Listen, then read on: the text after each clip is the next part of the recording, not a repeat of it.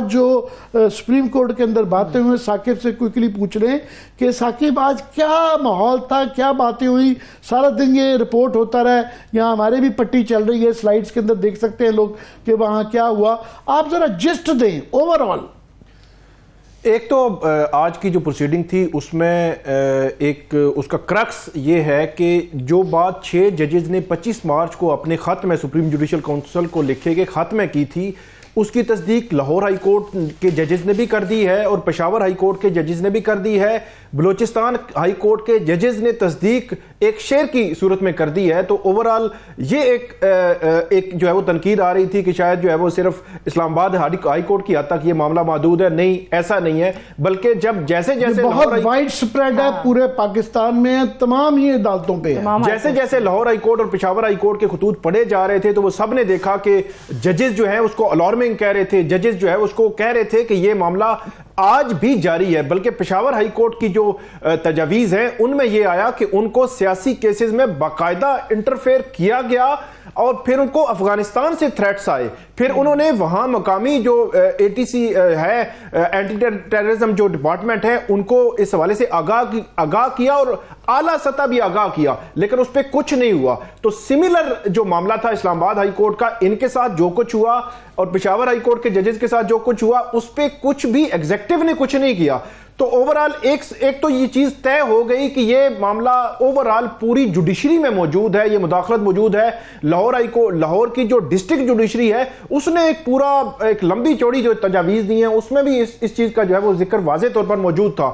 اب آتے ہیں کہ جو بینچ تھا, بینچ کی کہیں نہ کہیں ڈویژن جو ہے وہ سوچ میں جو ڈویژن نظر آئی اس میں جو جسٹس اطہر من اللہ ہیں, جسٹس منصور علی شاہ, جسٹس جمال خان مندوخیل, ان کی جانب سے جو بڑی کلیئرٹی تھی کہ یہ جو معاملہ ہوا ہے اب اس کو ہم نے ون فار آل سیٹل کرنا ہے, یہ اس طرح جو ہے وہ نہیں چلنا چاہیے. لیکن چیف جسٹس قاضی فائز عیسیٰ ان کا یہ موقف تھا کہ ان کے دور میں ایسا نہیں ہوا, یہ ماضی کا معاملہ ہے. شاید جو 16 سپٹمبر 2023 کو کیونکہ وہ چیف جسٹس بنے ہیں تو شاید اس سے پہلے کا ہے. میرا یہ خیال ہے کہ یہ کیونکہ ججز نے خط 25 اپریل 2024 کو لکھے ہیں. آپ کا یہ خیال نہیں ہے, یہ اس پہ کافی بحث ہوئی ہے کہ جو آخری خط جو لکھا گیا اس کے اندر جو تفصیلات ہیں کہ جو خاص طور پہ ماتحت عدالتوں کے ساتھ جو ججز کے ساتھ ہوتا رہا, پورا جو آخری خط کے اندر ہے وہ بڑا ریسنٹ ہے اور وہ انہی کے دور کا ہے. اور اس کے علاوہ عدالتوں کے علاوہ جو باہر یہ جو انتخابات کے دوران میں جو مارکٹائی انتظامی عمل دخل یہ جو مداخلتیں رہی تو کلیئرلی تھا. تو اس کے ان کے ریمارکس کا پتہ نہیں وہ کس سوچ سے انہوں نے کیا تھا, مگر کافی لوگوں کو یہی خیال ہے جو آپ کا اپنی جاری رکھیے گا. بالکل, اسی میں ایک اور جو چیز ایڈ ہوئی کہ جو تجاویز لاہور ہائی کورٹ سے, اسلام آباد ہائی کورٹ سے اور پشاور ہائی کورٹ سے آئی, انہوں نے کہا جو رپورٹ کرنے والا جج ہے کہ کسی کے ساتھ انسیڈنٹ ہوا ہے وہ رپورٹ کرتا ہے, اس کے خلاف ریفرنس آ جاتا ہے, اس کو کسی نہ کسی طرح کوئی چیزیں اس طرح آتی ہیں تو اس قسم کے فریولس جو ریفرنسز آتے ہیں, اس قسم کی فریولس جو کمپلینٹس آ جاتی ہیں ان کو بھی روکنا ضروری ہے. یہ نہ ہو کہ کوئی بندہ رپورٹ کرے اور اسی کے خلاف ایکشن شروع ہو جائے, جس طرح 6 ججز کے خلاف کارروائی شروع ہوگی. جسٹس بابر ستار کا کیس ہمارے سامنے ہے, یہ 3 اپریل کو از خود نوٹس کیس کی سماعت ہوئی ہے اور آج جو ہے وہ آج ہم نے دیکھا 30 اپریل کے درمیان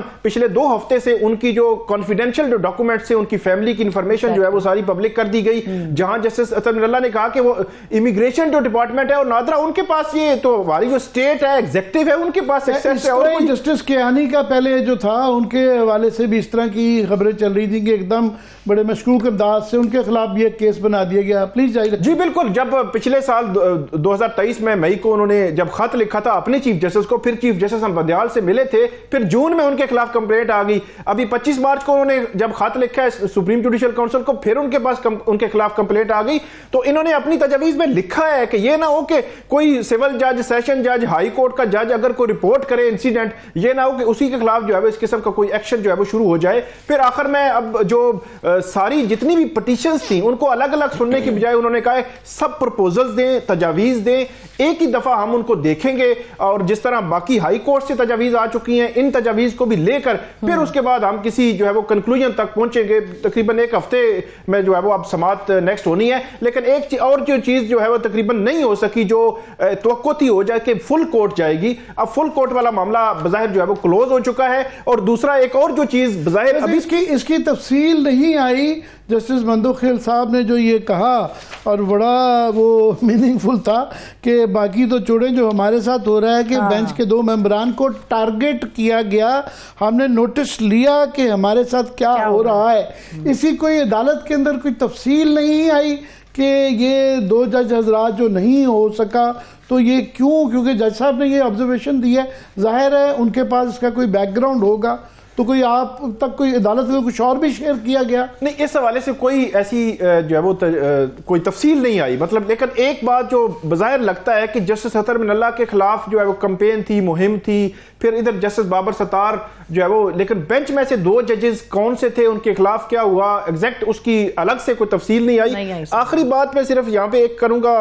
عامر صاحب، کہ جو ججز کے ساتھ پاسٹ میں ہوا اس کا کیا کرنا ہے، اس پہ آج جو ہے وہ کوئی بات نہیں ہوئی. یہ ایک بڑی اہم بات ہے کہ فیوچر کے حوالے سے سوچا رہا ہے، میکانزم، تجاویز، آئندہ کے لیے کیا کر رہا ہے، پاسٹ میں کیا ہو رہا ہے. میں یہی دیکھ رہا تھا کہ جو حل دیے گئے ہیں، تجویز دی گئی ہیں، تجاویز جو مختلف اس کے کہ جی کوئی کہہ رہا ہے جی کمیٹی بنا دیں، اور کئی تجویز آئی ہے کہ جناب یہ کوئی ایسا میکانزم بنا دیں، بلا بلا بلا یہ بلا. مگر یہ واقعی جو ہو چکا ہے اس کے حوالے سے کوئی کیا موڈ مگر نہیں. جو سپریم کورٹ مطلب باقی جو ہے چیف جسٹس صاحب کی فار ایگزامپل، ان کے جو بڑے کسی صورت میں عدلیہ کے مداخلت نہیں کرنے دیں گے. کمیٹی نے فیصلہ کیا تھا کہ تمام موجودہ ججز پہ بینچ تشکیل دیا جائے، اور انہوں نے بھی بیوروکریسی کو بھی فون آتے ہیں بڑے لمبے چوڑے، مگر اس کے اندر ان کی آبزرویشن سے اور بھی آبزرویشن سے یہ مجھے لگتا ہے کہ ایسا نہیں ہے کہ صرف فیوچر کا آئے گا، اس کا عدالت کو کچھ نہ کچھ کرنا پڑے گا. اور کافی اس طرح کی آبزرویشن ہے جس سے لگتا ہے کہ عدالت مائل ہے. جی بالکل، وہ جو بظاہر جو تاثر ملا ہے وہ فیوچر کا ہی ملا ہے کہ جو انسیڈنٹ ہوئے ہیں ماضی میں، فار ایگزامپل یہ جو جسٹس بابر ستار والا انسیڈنٹ ہے، اس پہ بھی آج 3-4 دفعہ سماعت کے دوران بات ہوئی، لیکن سپریم کورٹ نے اٹارنی جنرل کو نہیں کہا کہ آپ نے کیا کیا ہے، یا ان سے کوئی رپورٹ نہیں مانگی کہ آئندہ سماعت تک رپورٹ دیں کہ اتنا بڑا انسیڈنٹ ہوا ہے. فار ایگزامپل آج جسٹس بابر ستار کے خلاف ہوا ہے، کل کسی اور کے ساتھ ہو سکتا ہے. پھر اس کیس کی پینڈنسی کے دوران یہ معاملہ ہوا ہے جب مداخلت کے حوالے سے یہ ساری چیزیں دیکھی جا رہی ہیں، تو اس لیے زیادہ حیران کن تھا. تو اس لیے انسیڈنٹس بہت زیادہ ہیں، لیکن فیوچر کے لیے اب میکانزم بظاہر ایسے لگتا ہے. لیکن ثاقب یہ بھی تو ہم کہہ سکتے ہیں، جس طرح سے عامر صاحب نے جسٹس جمال مندوخیل کے حوالے سے بات کی، اور انہوں نے تو یہ بھی کہا ہے کہ فیصلہ 1 نہیں 10 بھی دے دے، بات یہ ہے کہ ہوگا کیا. مطلب کہ فیصلے کے علاوہ عملداری کی ذمہ داری بھی کورٹس کے اوپر عائد ہوتی ہے. پھر ایک جو انسٹیٹیوشنل رسپانس ہے وہ اگر ہو سپریم کورٹ کے لیول تک اور ہائی کورٹ کے لیول پر، تو میرا خیال ہے اس کا اثر ہوگا. آج بظاہر ڈویژن تھی، اگر یہی ڈویژن آگے آتی ہے، اگر یہی ڈویژن ججمنٹ میں بھی آ جاتی ہے، تو پھر وہ میرا خیال میں اس کا اثر کم ہو جائے گا. پھر 6 ججز سن رہے ہیں، اس کے خلاف اپیل بھی آئے گی. اپیل اگر آ جاتی ہے کہ کوئی بھی اگریوڈ پارٹی ہے وہ اپیل لے کے آ جاتی ہے، تو پھر ایک معاملہ پھر دوبارہ کھل جائے گا. لیکن ونس فار آل اس کا سیٹل ہونا، میرا خیال ہے فل کورٹ اگر بن جاتی تو زیادہ بہتر تھا کہ فل کورٹ میں تمام ججز کی رائے بھی آ جاتی، اور اس پہ جو کوڈ آف کنڈکٹ ہے جو ججز کا، اس کوڈ آف کنڈکٹ کو امینڈ کرنے کے حوالے سے بات کی جا رہی ہے، تاکہ آئندہ ایسی کسی بھی مداخلت پہ فل فلیج اس پہ کاروائی جو ہے وہ ہائی کورٹس کر سکتی.